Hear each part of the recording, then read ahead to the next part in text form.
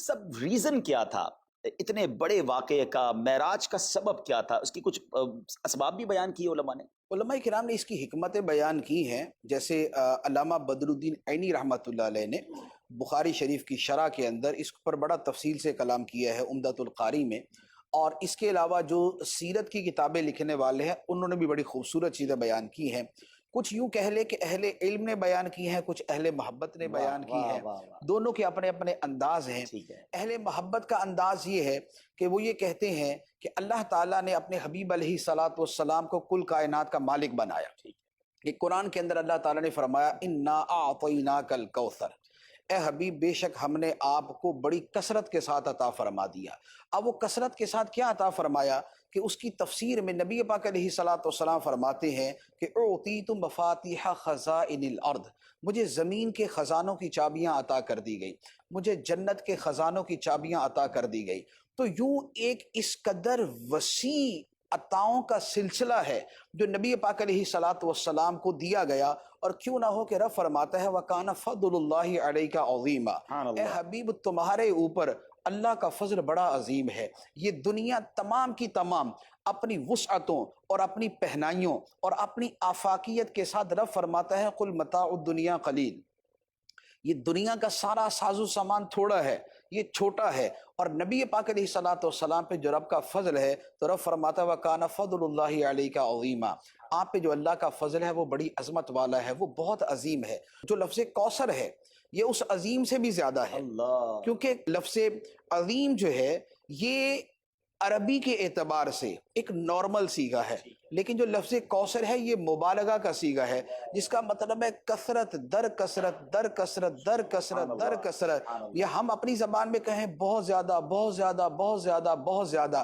لا ورب العرش، جس کو جو ملا ان سے ملا، بٹتی ہے کونین میں نعمت رسول اللہ کی، میں تو مالک ہی کہوں گا کہ ہو مالک کے حبیب، یعنی محبوب و محب میں نہیں میرا تیرا۔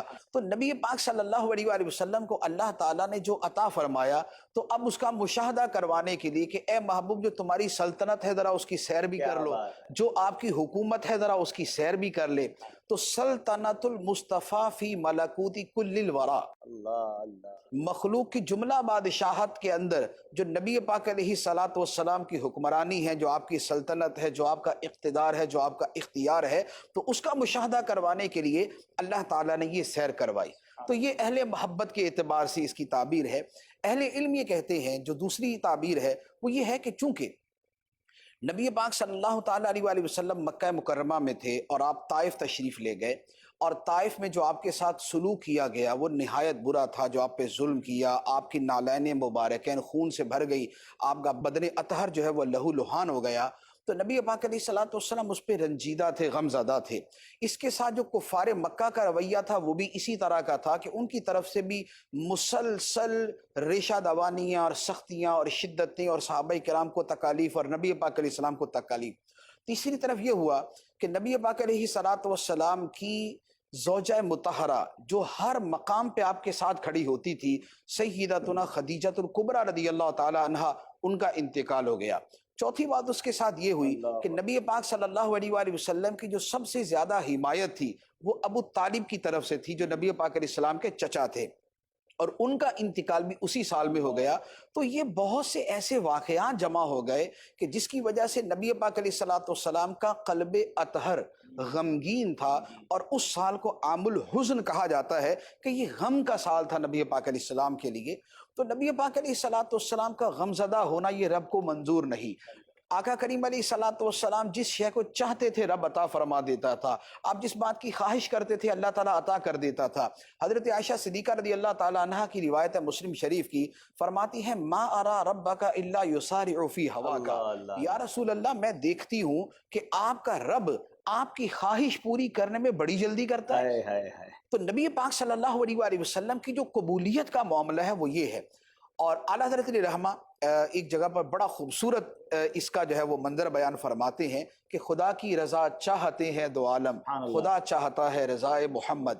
تو نبی پاک علیہ الصلوۃ والسلام کا قلب اطہر غمگین تھا، تو آپ کے مبارک دل کو خوشی پہنچانے کے لیے اور آپ کے اس غم کے ازالے کے لیے اور آپ کے اس رنج کو دور کرنے کے لیے اللہ تعالیٰ نے نبی پاک علیہ الصلوۃ والسلام کو اس قدر عظیم سیر کروائی کہ جس سے آپ کا قلب اطہر کھل اٹھا۔ اور اس میں جو بطور خاص غم کے ازالے کا سب سے بڑا طریقہ کیا ہوتا ہے؟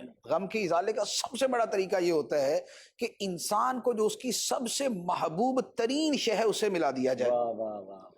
آپ کسی آدمی کو کچھ کھانے کو دے دیں، کوئی یا سیر کروا دیں یا کچھ بھی دے دیں، یہ ساری کی ساری چیزیں ایک طرف ہیں، لیکن اگر اس کی محبوب ترین ہستی اسے مل جائے اور اس سے شرف ملاقات حاصل ہو جائے اور شرف تکلم مل جائے، تو اس سے بڑھ کر غم کو دور کرنے والی کوئی شے نہیں ہوتی، جسے کہا جاتا ہے لقاء الخلیل شفاء العلیل۔ واہ واہ واہ واہ، کیا دوبارہ اسا، لقاء الخلیل شفاء العلیل، واہ واہ۔